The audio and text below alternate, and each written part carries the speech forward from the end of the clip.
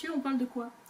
Alors le mois dernier, nous avions parlé des règles de classement. Aujourd'hui, place au mode de tarification. D'accord.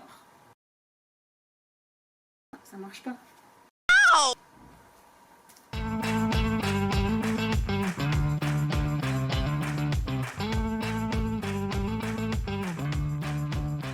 Alors, ça veut dire quoi, mode de tarification? Alors, les textes réglementaires prévoient 3 modes de tarification qui sont déterminés en fonction de l'effectif global de l'entreprise. Les méthodes de calcul des taux de cotisation sont différentes selon chaque mode. Il faut préciser que chaque mode correspond à un seuil d'effectif. On a les entreprises qui ont moins de 20 salariés qui vont cotiser au taux dit collectif, les entreprises de 20 à 149 salariés qui, elles, cotisent au taux mixte, et enfin les entreprises de plus de 149 salariés qui, elles, cotisent au taux individuel. Pourquoi déterminer ces 3 modes de tarification?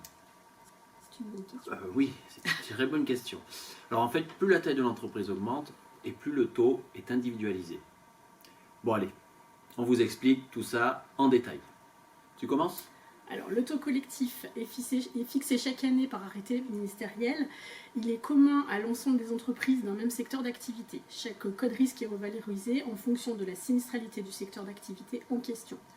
Ainsi, le coût des sinistres est supporté par l'ensemble des entreprises qui ont le même code risque. Il est donc mutualisé. Tu me parles du taux individuel?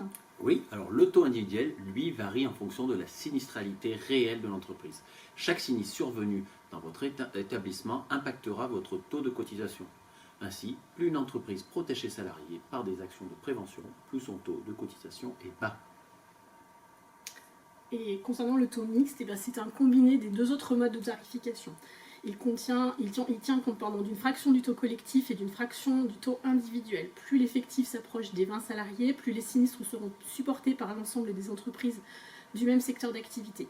Et à contrario, plus l'effectif s'approche des 149 et plus la part du taux individuel est importante.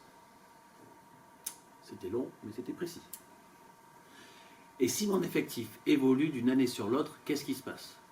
Alors, votre mode de tarification évolue en fonction de l'effectif retenu, et ce lors de la tarification annuelle.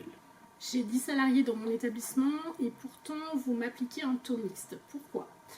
Alors, le mode de tarification, il va être défini en fonction de l'effectif de l'entreprise. C'est ce qu'on vous a dit tout à l'heure, en fonction donc du SIREN et non de l'établissement du SIRET. Donc, si vous êtes en mode mixte, c'est que votre entreprise compte plus de 10 salariés.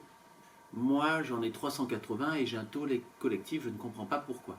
Oui, alors, il existe certains secteurs d'activité pour lesquels le taux appliqué est un taux collectif systématique, quel que soit l'effectif.